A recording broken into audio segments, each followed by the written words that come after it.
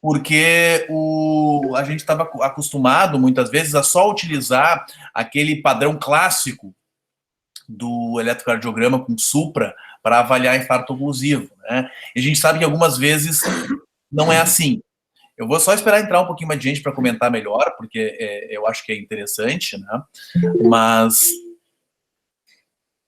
a ideia que a gente traz de procurar artigos é que vocês procurem algum artigo, é que a gente possa contribuir também em algum artigo que tenha achado interessante, mas a pesquisa de artigos é importante, né?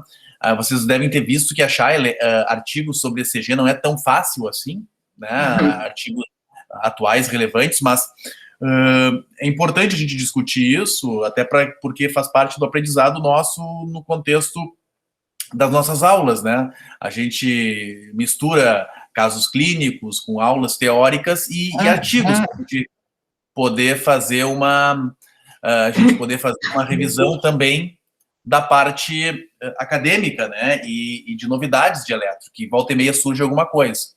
Então, às vezes, as revistas que a gente procura não são tão fáceis, né? Eu sempre recomendo o pessoal a procurar na Annals of Emergency Medicine, no Journal of Electrocardiography, às vezes no British Medical Journal tem algumas séries de eletro que são também legais, né? Outros, até a Critical Care, às vezes tem alguma coisa, né? Mas tem Annals of Electrocardiography também. Então, algumas publicações que falam de eletro específica e publicações de emergência, são mais, né? Eventualmente, artigos de revistas mais gerais da cardiologia, a gente procura quando tem algum artigo relevante, né? Quando sai alguma coisa bem importante, daí que é publicado, mas, de qualquer forma, as revistas de emergência principais que vocês já procuram são importantes, a gente vê se surge alguma coisa nova. E também nas eletrocardiografias. Não sei se o Daniel quer falar alguma coisa da onde tu acha que podem pesquisar também, Daniel, a parte de eletro, de artigo, de revistas. Acho que tu falaste bem, Gazzoni. O que a gente tem visto que tem sido mais publicado é realmente nas revistas de emergência, né? Então, dos Journal of American Emergency e também da inglesa, são onde tem sido mais publicado ultimamente. Nessa época que está se inserido a eletrocardiografia na medicina baseada em evidência, né? Então, tentando replicar estudos e construir uma evidência mais forte dos achados eletrocardiográficos. Isso. Então, o pessoal já está assinando, né? A gente está gravando a aula, então o pessoal já pode, na lista no chat aqui, assinar o nome e o registro, matrícula, enfim, para constar. Talvez mude a maneira de fazer a chamada, mas por enquanto eles ainda estão aceitando dessa forma, certo? Então, o artigo dessa quarta-feira, certo? Ele é um artigo sobre esses achados de infarto oclusivo no eletrocardiograma, né? Versus os critérios antigos, os critérios que a gente usa, os critérios padrões de infarto com supra, né? São os critérios de elevação do segmento ST, né? Então ele compara um pouco os achados de de infarto com oclusão, né? Occlusive myocardial infarct, com os achados típicos, os critérios típicos de supra-ST, né? Então, ele é um estudo de caso-controle, tá? Então, é um estudo do ponto de vista estatístico mais fraco, mas é interessante a gente saber que é um estudo para avaliação de método diagnóstico, né? O estudo de caso-controle é um estudo para avaliação de método diagnóstico. Então, ele quer, na verdade, colocar em prova aí a questão desses achados eletrocardiográficos de infarto oclusivo. Então, embora não seja um ensaio clínico, né, por exemplo, é um estudo importante para a gente avaliar algum método sugerido novo, né, que sempre tem que ter um estudo inicial. Tá?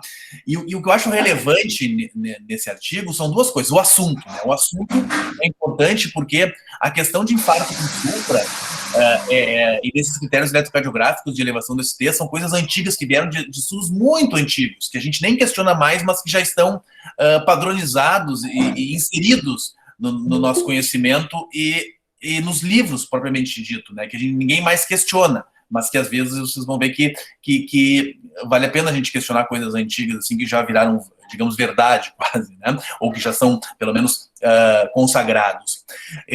E é uma coisa relevante porque é uma situação de emergência que a gente se depara muito frequentemente, que é a dor no peito, o infarto, né, e a questão do infarto oclusivo, tá, que a gente diagnostica na maior parte das vezes com elevação de supra-ST, às vezes, não tão raramente, né, 25%, 30% das vezes, pode ser devido a... pode não aparecer no eletro um supra-ST evidente, né? Então, os achados eletrocardiográficos, às vezes, não são achados tão sugestivos ou consagrados, né, de infarto com oclusão de coronária. Então, é uma coisa que não é tão rara, às vezes, um estudo inicial de um método novo que tu queira daqui a um pouco propor. E a terceira coisa que eu acho importante é que esse autor, ele publica muito nessa área, né? Ele publica muito nessa área desses achados eletrocardiográficos de infarto oclusivo. Então, talvez ele esteja querendo testar métodos novos para daqui a um pouco fazer um estudo maior. Então, acho que é relevante, pelo menos, a gente rediscutir alguns conceitos, né? E até avaliar. Sempre é bom a gente, do ponto de vista estatístico, epidemiológico, avaliar o que dá para fazer, né? Não é uma super revista também, mas é uma revista internacional que tem uma relevância, mas a questão é que esses artigos de caso controle, né, tu não vai conseguir inicialmente inserir em publicações maiores, periódicos maiores, né? Mas eu acho que está valendo por essas três coisas: a situação, o autor, né, e também um estudo de caso controle, que é um estudo até mais simples, mas que é o primeiro estudo que se faz quando a gente quer avaliar um método diagnóstico. Então, eu vou passar a palavra para a Marina, né? A gente já tem 20 pessoas na sala para a gente começar a apresentação do artigo. Tá, Marina? E o Daniel, que vai nos ajudar a fazer a avaliação do artigo aí durante a apresentação. O Pablo e o Solimão, o Nazi, também vão fazer algumas colocações. Tá, eu vou desde já pedir desculpa, porque eu estou tossindo um pouco, e vocês vão presenciar isso algumas vezes durante a apresentação. Então, vou começar a apresentação, como você falou.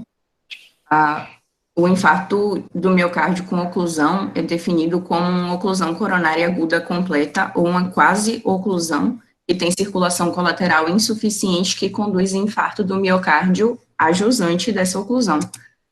Atualmente, a gente usa o SUPRA para identificar no ambiente clínico quais são os infartos que têm oclusão, e é o SUPRA que a gente usa como critério para indicativo de necessidade de revascularização imediata ou uso de trombolítico na nossa prática clínica. Então, hoje a gente tem esse paradigma, que o SUPRA é igual ao infarto com oclusão, mas isso está sendo questionado. Será que isso é verdade? Esses estudos recentes, principalmente o estudo Difficult de 2020, mostrou que cerca de 15% a 35% dos infartos com supra são falsos positivos, ou seja, acabam não demonstrando oclusão de miocárdio na angiografia final, e cerca de 25% a 30% dos infartos sem supra são falsos negativos. Eles acabam tendo oclusão, e esse pequeno grupo, esse grupo grande, acaba tendo 2%, duas vezes mais mortalidade do que supra que não tem oclusão. Desculpe. Alguém falou? Não, acho que pode tocar. Acho que foi só um microfone aberto. Em 2018, o Smith e o Mes propuseram o Manifesto OMI, que tende a valorizar mais a patologia da oclusão do infarto do miocárdio em si do que o supra ou não supra.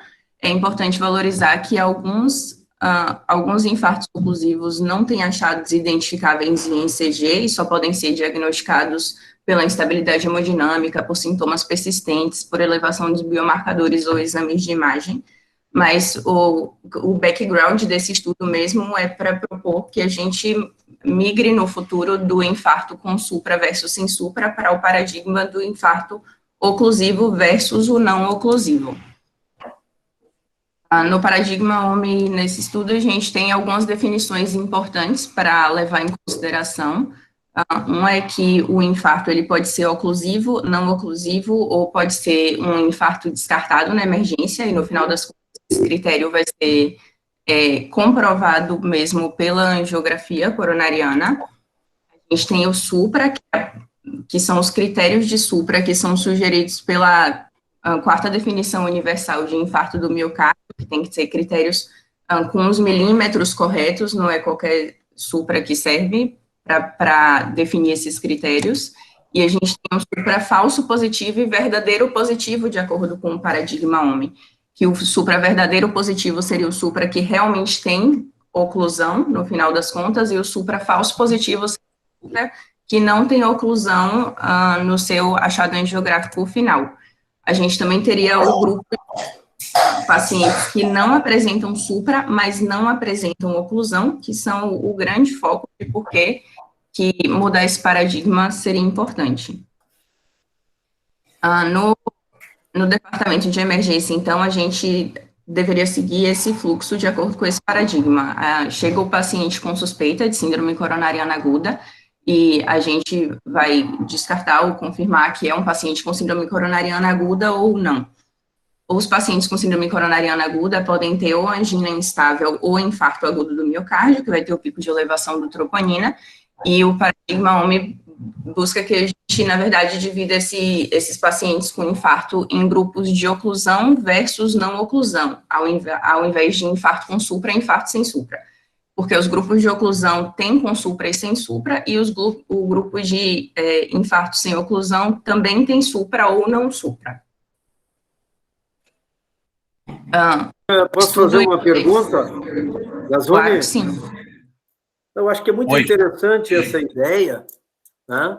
Até porque a gente agora vem trabalhando com uma melhoria diagnóstica. Vocês sabem que a angiotomografia e agora a possibilidade de se fazer o FFR através da angiotomografia vai nos ajudar muito nesse quesito, no sentido de da gente valorizar mais a troponina e a imagem do que propriamente uma alteração eletrocardiográfica, que muitas vezes ela pode ser falsa, né? E não traduzir exatamente a fisiopatologia da doença. Na prática, né, hoje, a gente ainda considera dos 3, 2 para fazer o diagnóstico, né? A questão toda é como que tu encaminhas um paciente com suspeita de síndrome coronariana que não tem alteração eletrocardiográfica e que tem alteração enzimática ou não, e aí utilizando uma ferramenta que eu acho que ela vai passar a ser muito importante na emergência, que é a angiotomo com FFR. Não sei se tu tem tido experiência com isso. Aqui no Brasil, acho que deve estar chegando, mas acho que é um movimento que vem muito forte de favorecer a imagem, né? Está me parecendo que está embutido aqui, nessa nova classificação, um conceito de imagem, para a gente definir se é um infarto oclusivo ou não. Importa menos o supra e muito mais o fato de ser oclusivo ou não. Não sei se tu concorda, Gazoni. Na verdade, acho que a Marina vai apresentar no decorrer do artigo que ele fala, o que ele nesse contexto. Eu concordo, Nazi, que acho que a gente vai ter que usar cada vez mais outras definições para não perder, né, daqui um pouco 25% dos infartos com oclusão, ou eventualmente conseguir caracterizar melhor aquele que tem um falso supra-ST, né? Mas, na dúvida, né, a gente tem que tentar fazer um diagnóstico rápido disso para não perder tempo. Em época de Covid, a gente cada vez tem visto mais miocardites, né?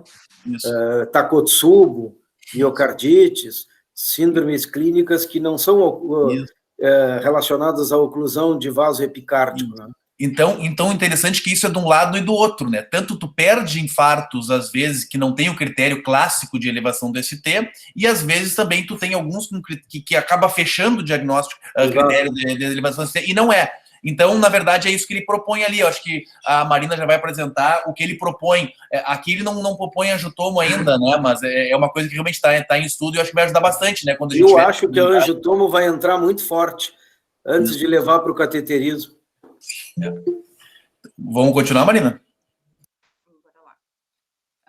O que ele propõe nesse estudo, então, ele propõe alguns achados eletrocardiográficos, que seriam achados eletrocardiográficos oclusivos, que aqui nessa apresentação eu vou chamar de ECG-OMI, que seriam mais sensíveis e manteriam os critérios de supra.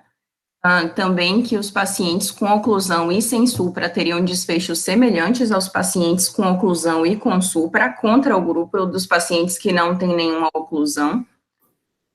E ele busca identificar justamente, calcular essa acurácia dos achados de ECG com supra ou dos achados para oclusão de ECG-OMI, para identificar pacientes com infarto agudo do miocárdio oclusivo. Secundariamente, ele busca identificar quais achados de ECG-OMI se apresentam sem supra e se eles vão evoluir para supra em algum momento, durante a apresentação do infarto do miocárdio, e avaliar dos dois grupos, comparar entre eles os achados de troponina, angiografia, os desfechos e reabilitação desses pacientes. O que foi que eles fizeram nesse estudo? Foi um estudo de caso controle retrospectivo de pacientes com suspeita de síndrome coronariana aguda e foi incluída a base de dados de 2 grandes hospitais de grande fluxo. O Stony Brook University Hospital, que é um hospital de Hennepin County Medical Center, que é um hospital de Minnesota. Foi incluído na pesquisa o banco de dados dos 2 sites dos hospitais, cateterismos cardíacos urgentes, retrospectivos de 1 ano, e esses cateterismos foram divididos em casos, que eram pacientes com oclusão, e pacientes controles, que eram pacientes sem oclusão. E o que foi definido como pacientes oclusivos eram pacientes que tinham lesão culpada com fluxo time 0 ou 2 agudo, ou fluxo time 3 com pico de troponina T maior que 1, ou pico de troponina I maior do que 10. Para aumentar o N do estudo, também foram incluídos do Hospital de Nova York pacientes para casos e controles, que era um grupo de pacientes que foram previamente coletados prospectivamente por 6 meses, com suspeita de síndrome coronariana aguda, de um outro estudo que foram incluídos nesse, e do Hospital de Minnesota, só para aumentar o número de controles, foram pesquisados no sistema deles por uma database chamada Utopia, pacientes que não tinham oclusão, mas que tinham um eletro ou com elevação de ST, ou com infra de ST, ou com onda T invertida. E foram excluídos do estudo os pacientes que não tinham nenhum ECG no prontuário, ou que tinham dados retrospectivos insuficientes para determinar o desfecho primário, que é a ausência ou presença da oclusão. Marina, só chamar a atenção ali que a troponina, né, ela é muito correlacionada com a extensão do infarto. Então, esse kit da Abbott que eles usaram ali, o limiar de normalidade para a troponina I era 0,01 e para a troponina T 0,03. Então, esse valor de diagnóstico de maior ou igual a 10 nanograma por ml era uma extensão muito grande de infarto, tá? Uma troponina muito elevada. Só para chamar a atenção. Legal. Todas as informações dos ECGs foram cegados, exceto idade e sexo, que eram necessárias para determinar o critério de supra. E a revisão dos gráficos do ECG foi feita por 4 médicos de emergência que foram treinados por um código. Apesar de falar de 4 médicos, foram 2 principais intérpretes que fizeram a interpretação dos ECGs e os outros 2 eram cardiologistas mais experientes que revisaram algumas partes do estudo.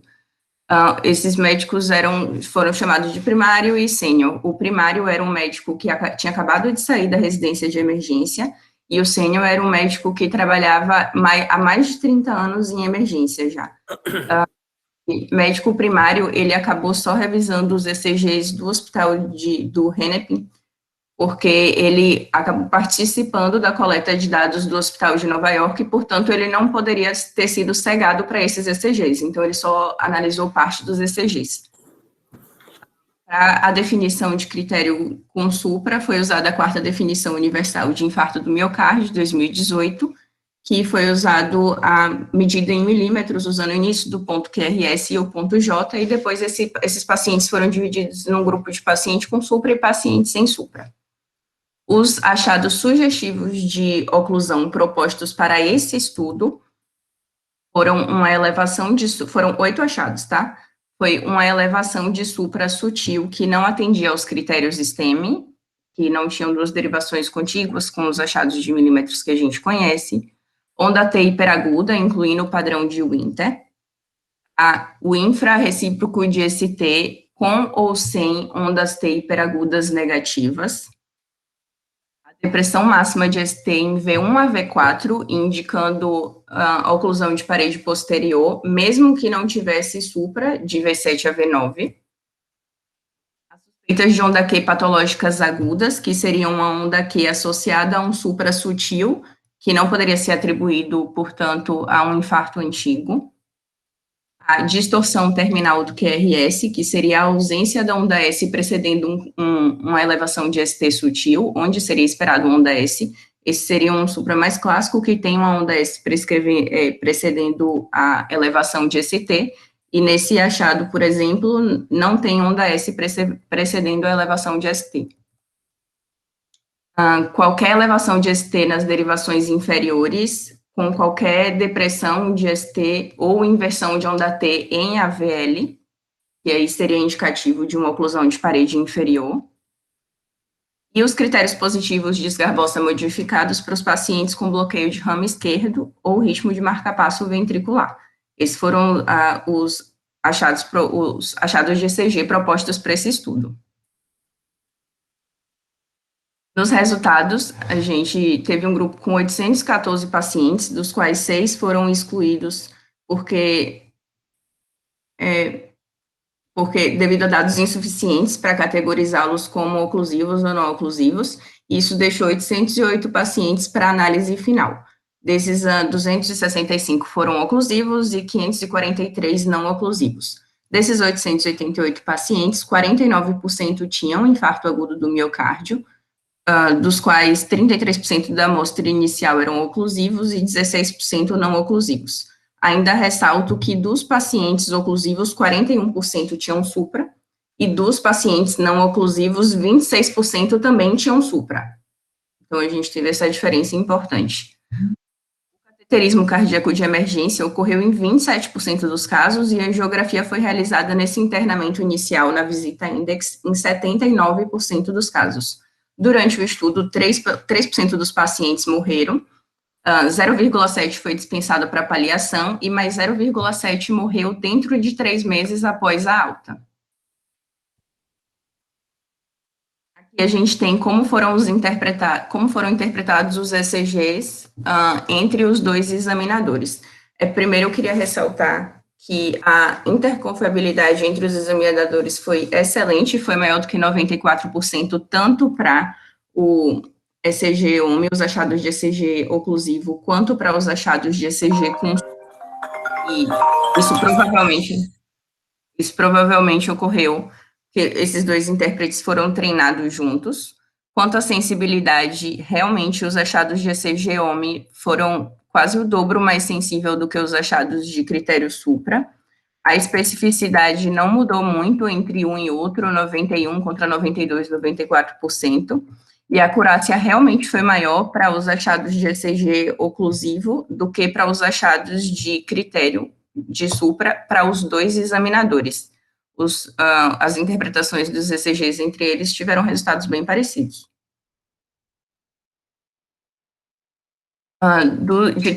De todos os pacientes com infarto, 55%, 146 pacientes com a oclusão foram diagnosticadas em média 3 horas antes pelos achados de ECG oclusivo do que pelos achados de supra, e desses 146 pacientes, 120 nunca chegaram a apresentar supra em qualquer ECG serial que foi registrado antes da angiografia.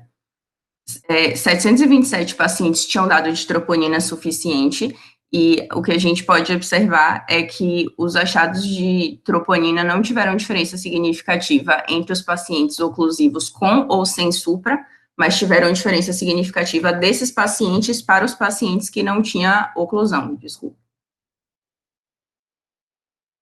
Analisando um pouco mais essa tabela, a gente consegue ver que os pacientes com oclusão e sem supra tiveram tamanho de infarto e mortalidade semelhante aos pacientes com oclusão e com supra, mas eles tiveram mais atrasos na angiografia de emergência, que foi considerado como CAT feito com menos de 90 minutos da apresentação no departamento de emergência, que foi 71 contra 38%.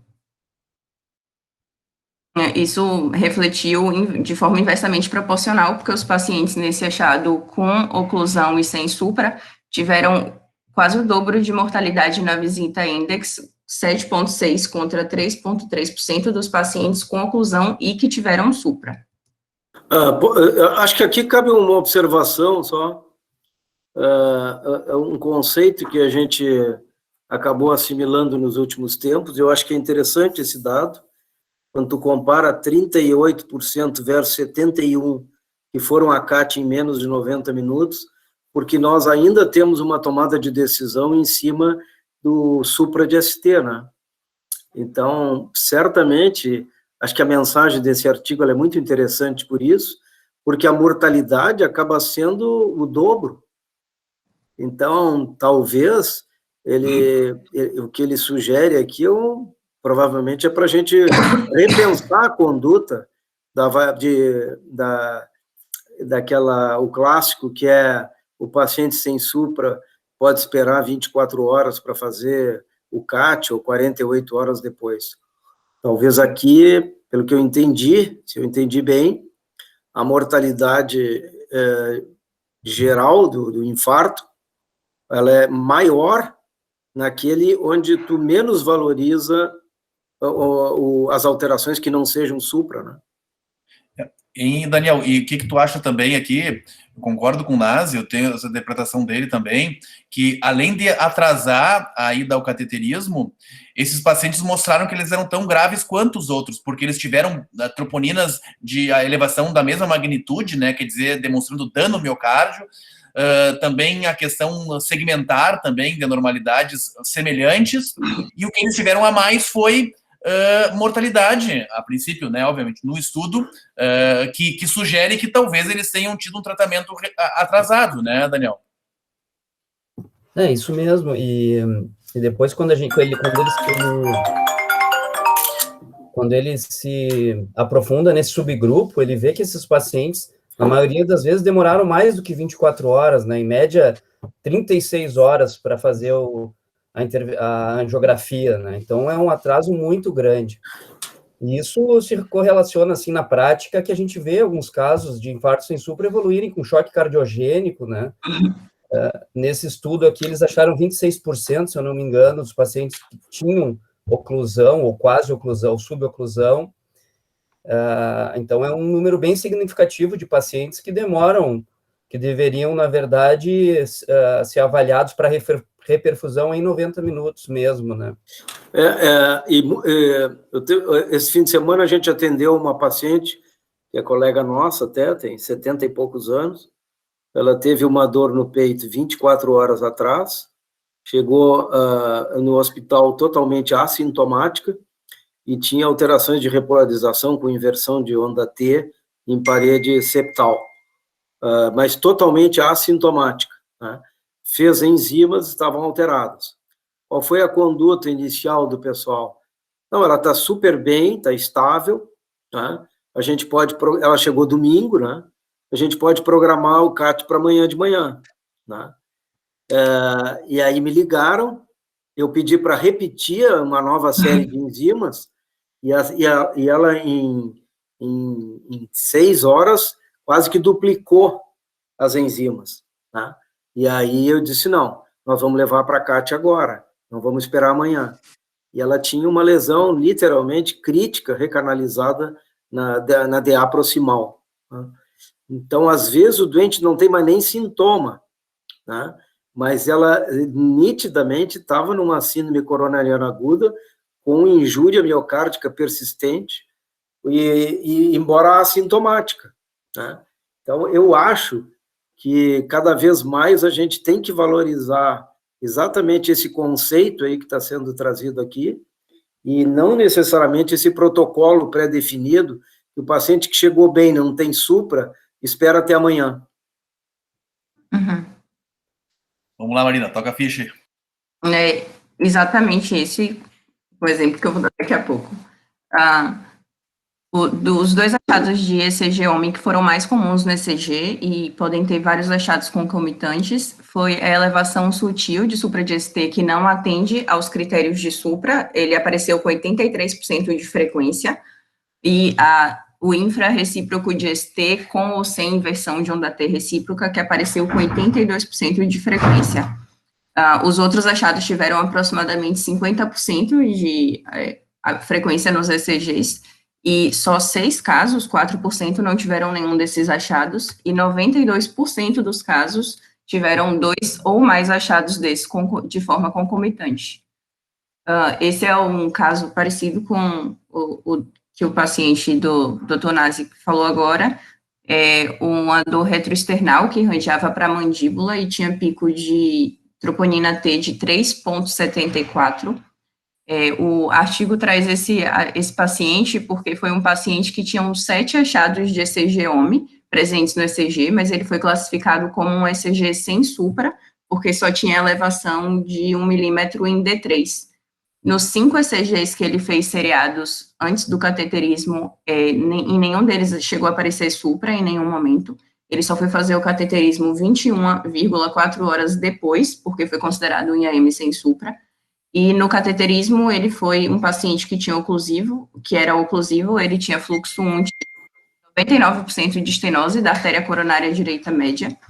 Ele teve uma nova anormalidade de parede ínfero-posterior no eco depois, com a nova fração de ejeção de 40%, e o desfecho dele foi que ele sobreviveu e teve alta.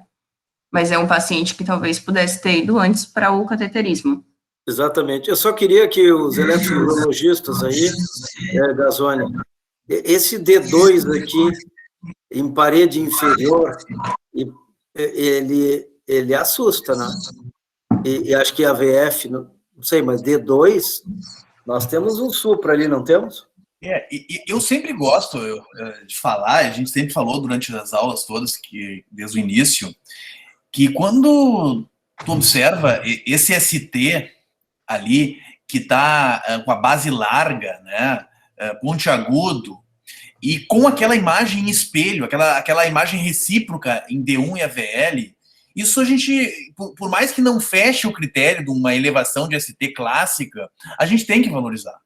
Porque tem supra e infra, assim, isso não está mais suprado agora, talvez porque o eletro do paciente seja um eletro que tem uma voltagem mais baixa, às vezes, né? Ou, eventualmente, alguma particularidade até corporal do paciente, já com uma suspeita de onda Q. Então, eu olhando esse traçado, embora ele não seja, talvez, não consiga fechar conceitualmente os critérios de elevação de ST propostos na definição, aquela que a gente acaba seguindo, ele tem todo o jeitão de um infarto oclusivo, né? Inclusive na DV1, AV3, DV2, ali também com aquela alteração ali. Eu acho que esse é aquele eletro que trai o emergencista, que dá aquela olhada rápida. A parede inferior é sempre parede inferior e território de CX, professor, no eletro nem sempre é uma coisa tão exuberante lá. A CX é muito traiçoeira, né? A CX é traiçoeira e a CD muitas vezes também. Isso é interessante, que é uma ideia antiga, né, de opinião de especialista, assim, que a parede inferior, ela é traiçoeira, ela é sutil, né, e que esse autor, o Stephen Smith, vem aí nos últimos 5 anos trazendo bastante, a gente apresenta nas aulas de eletro, esse item, né, da suspeita de oclusão aguda, quando a gente tem um suprassutil, e a gente olha a derivação AVL e vê infra de AVL ou inversão de T em AVL, né? Isso aumenta essa suspeita. Então, ele traz aqui, interessante que ele traz aqui nesse exemplo, né? Mesmo que não tivesse aquela alteração recíproca na parede anterior, isso só já nos chamaria atenção para um infarto com supra sutil da parede inferior. Vamos lá, Marina, vamos tocar ficha. Vamos. Esse realmente é um dos achados de ECG oclusivo que ele propõe como que sejam reinterpretados como um ECG oclusivo e não como supra, quando a gente tem o infra bem discreto de parede inferior associado a o supra discreto de parede inferior associado a um infra de AVL, que é justamente o que vocês falaram agora.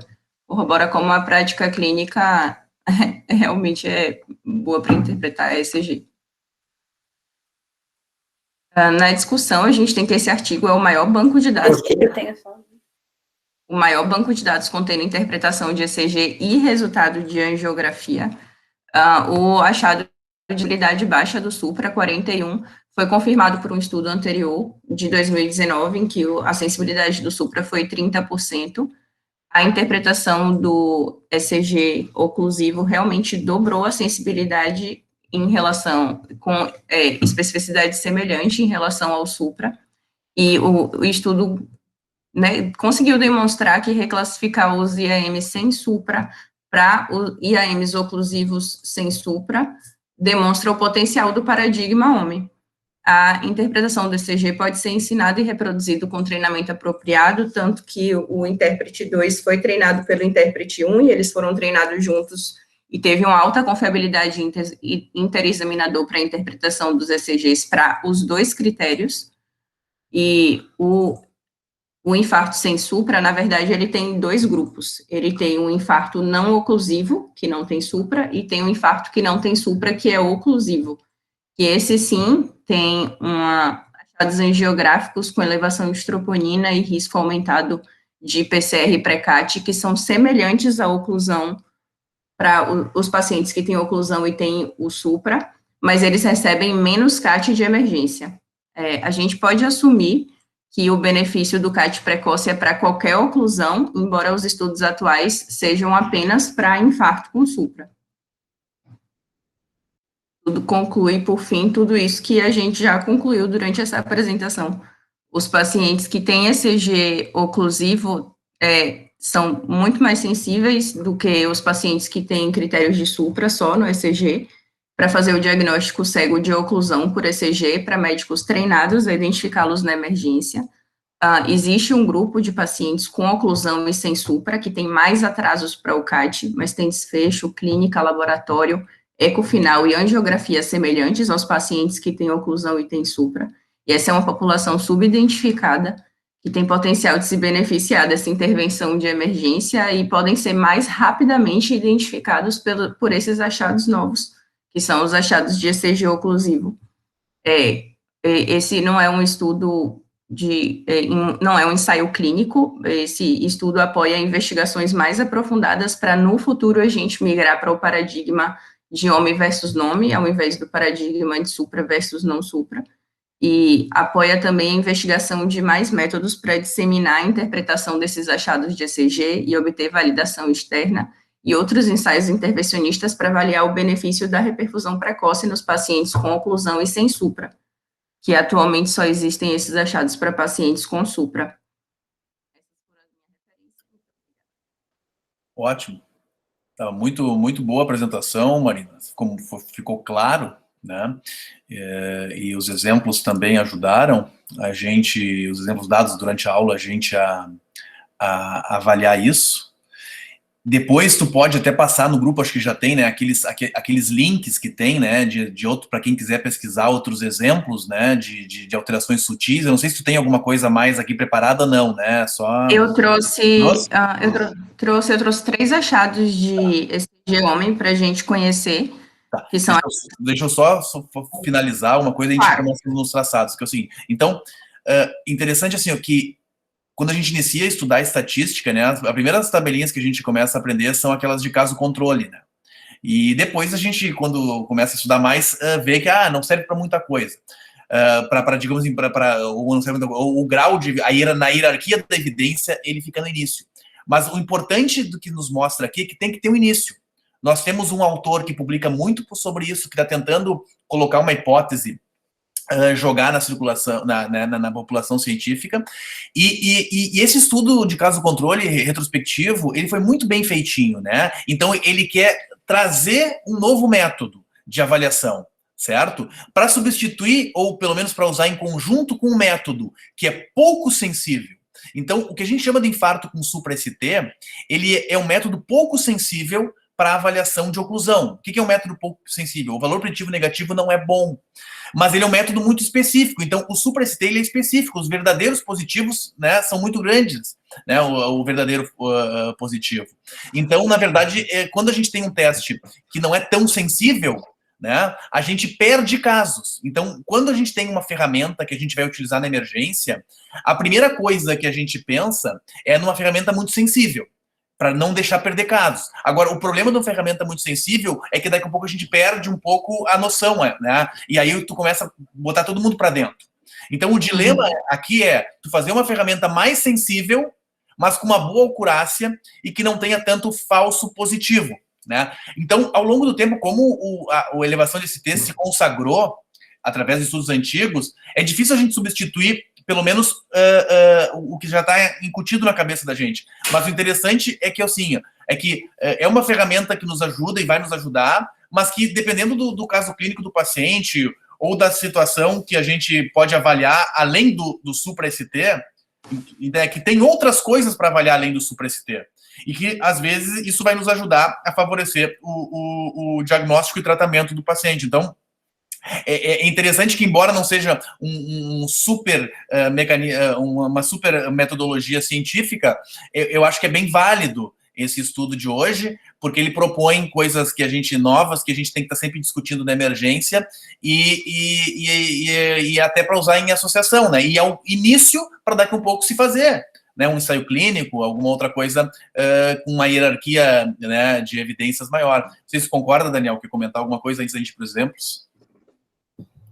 Concordo plenamente. Primeiro, parabenizar, achei ótima a apresentação da Marina, muito clara, com uma forma bem didática, assim, de aprendizado, né?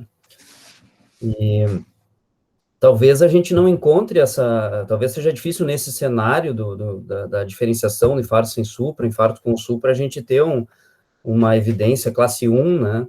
Mas o que a gente está vendo é que esse corpo de evidência tem crescido nos últimos 5 anos e a gente tem que realmente expandir o pensamento na hora de olhar o eletro para essa entidade que é o infarto sem supra, que pode ter lesão aguda oclusiva, né? E esse é o principal foco desse estudo, é não perder esses até 30% de subgrupo de pacientes que têm uma mortalidade igual à mortalidade do infarto com supra, né? A gente não deve perder esses pacientes.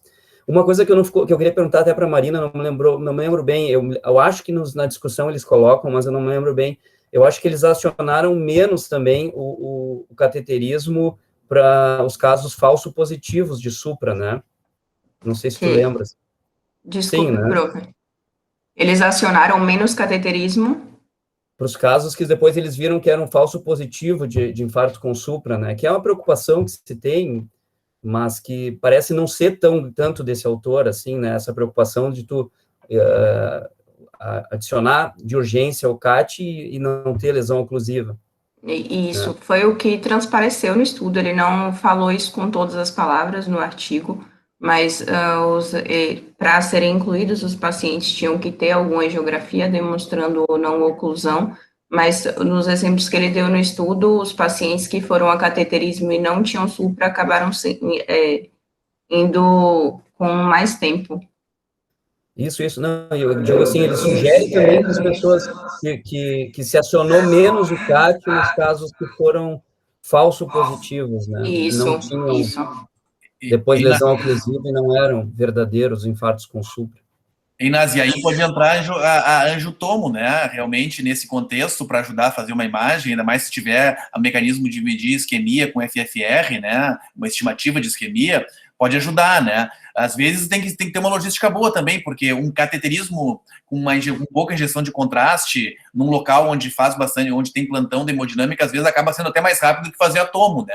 Mas justamente num lugar onde a tomo está do lado da emergência e seja um exame rápido, que tu consiga um diagnóstico rápido, hoje em dia tu pode mandar para casa do radiologista, né? Ou do cardiologista que faz a parte de imagem, realmente pode ser ajustado o modelo, né? A ser proposto para o futuro, hein? Tem que ligar o microfone, Nazi, eu acho que está desligado o microfone. O que eu acho mais importante nesse conceito, e é uma coisa que vem crescendo com a imagem, é de que a gente não se conforme, porque não tendo supra, está tudo bem, está tudo tranquilo, dá para esperar 24, 48 horas. Nem sempre é assim. As enzimas seguem subindo e muitos desses pacientes têm lesão oclusiva. Eu me lembro de um caso recente, uma paciente que chegou também com muito pouca sintomatologia, era uma renal crônica, que tinha, a única queixa dela era uma leve dispneia, era uma paciente transplantada de 30 e poucos anos, e que fez o eletro era completamente inespecífico, fez enzimas e estava alterado. E a gente acabou levando ela para cateterismo, embora ela nem quisesse também, porque pelo risco do contraste. Chegamos lá, tinha uma CD com lesão crítica, né, e uma CX ocluída, que o hemodinamicista considerou que era uma oclusão crônica, que não tinha o que fazer. Ele tratou a coronária direita e ela foi para o andar. Chegou no andar, nos próximos 2 dias, ela voltou a triplicar a troponina. Mas chegou, assim, a aumentar significativamente. E como ela era diabética, também não tinha muito sintoma. Mas a gente fez um novo eco e apareceu uma disfunção ventricular importante que ela não tinha. Levamos ela para a CAT, e o que ela tinha? Ela tinha uma lesão que tinha suboclusiva da CX. Então, a CX, quando fez o primeiro CAT, estava ocluída, mas depois ela reabriu. Então, estava claudicando a CX, mostrando que tu pode ter lesão oclusiva sem supra e valorizar a clínica, às vezes, não é tão exuberante, ainda mais numa diabética, tipo 1. E aí, a série de enzimas foi que acabou acelerando uma reintervenção. Então, eu acho que enzima e angiotomo coronária vem agregar essa enzima seriada, e a angiotomo coronária, eventualmente até com FFR, ela vai nos trazer ganhos, e eu acho que pode ser que a gente parar de achar que síndrome coronariana pode ser esfriada dentro da UTI, ou dentro da emergência. Vamos ver uns casos aí, então, Marina, para finalizar. Perfeito, aqui. vamos lá. Não era o objetivo desse estudo ensinar quais eram os achados de ECG oclusivo, mas eu trouxe 3 achados de ECG para a gente conhecer a gente prestar mais atenção neles na emergência, enquanto a gente vai fazendo nossos atendimentos.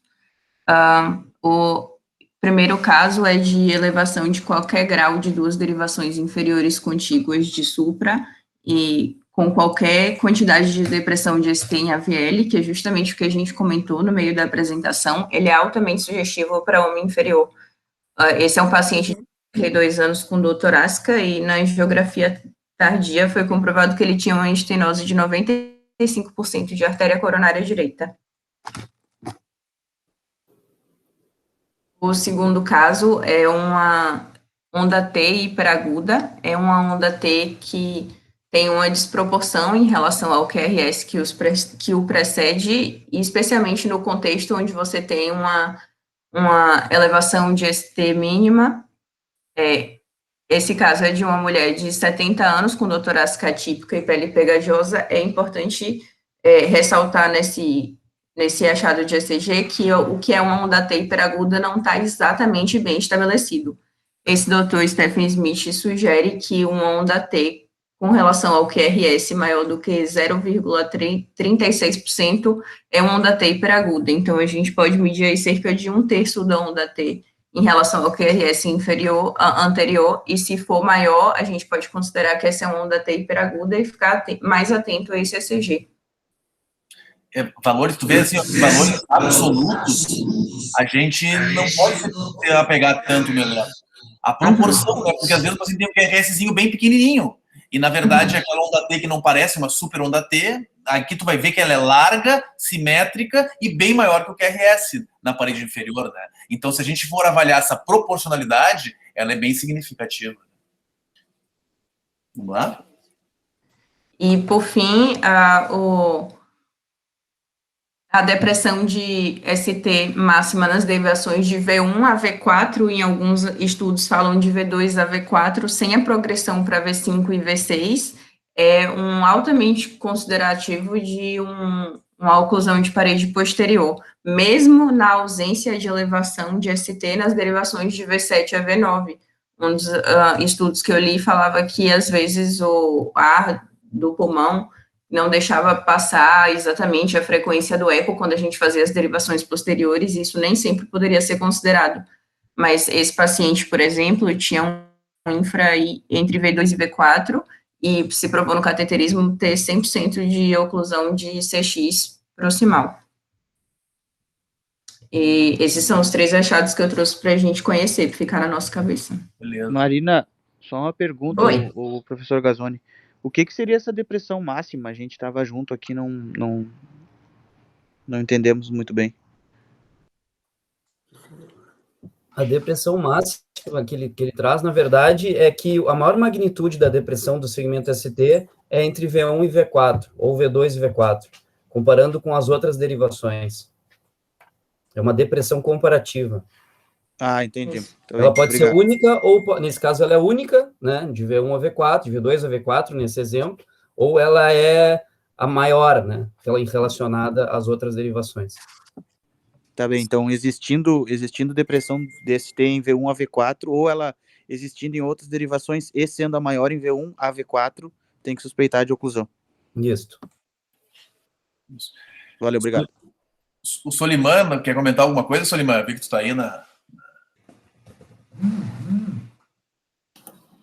Bom, eu queria primeiro parabenizar a apresentação, que foi um artigo difícil de apresentar e foi muito bem conduzido.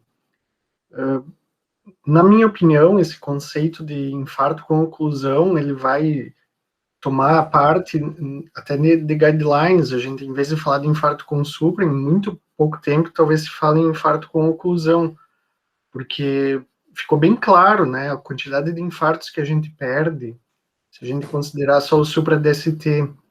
E o que o cardiologista, o emergencista não quer na emergência é perder infarto, né? Então, a gente está refinando os critérios diagnósticos e certamente esse artigo vai ser discutido nas sociedades de cardiologia com vistas a, no futuro breve, mudar guidelines, na minha opinião. E outra coisa que eu queria comentar é que esses critérios, esses 8 critérios, além do supra-DST, que foi mostrado aqui, né, nesse artigo, praticamente todos eles a gente já discutiu aqui nas nossas aulas, com outros artigos, o que enaltece a qualidade das nossas apresentações aqui. Então, queria deixar os parabéns para todo mundo que organiza a aula aí. Beleza, isso aí, vamos sempre ir praticando. Nazi, finaliza, então, a apresentação aí e vamos trabalhar. Não, eu só tenho que cumprimentar também, achei a apresentação muito bem feita, muito clara. Eu acho que é um artigo conceitual e ele tem muita aplicabilidade prática. Parabéns, eu acho que a gente vai tentar, eu tenho um outro artigo também, vou te mandar, Gazzoni, vamos ver se a gente incrementa, mas assim, cada vez esse nosso seminário está melhor, parabéns para vocês. Então tá, pessoal, semana que vem vamos ver se vai ser alguns casos ou alguma aula, né? Até mais, então. Quem não assinou a chamada, assina, eu vou... Boa tarde, tchau, pessoal. Tchau, tchau.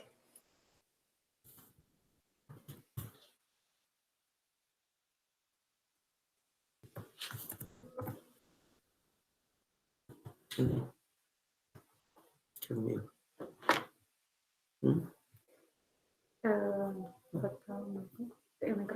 cara.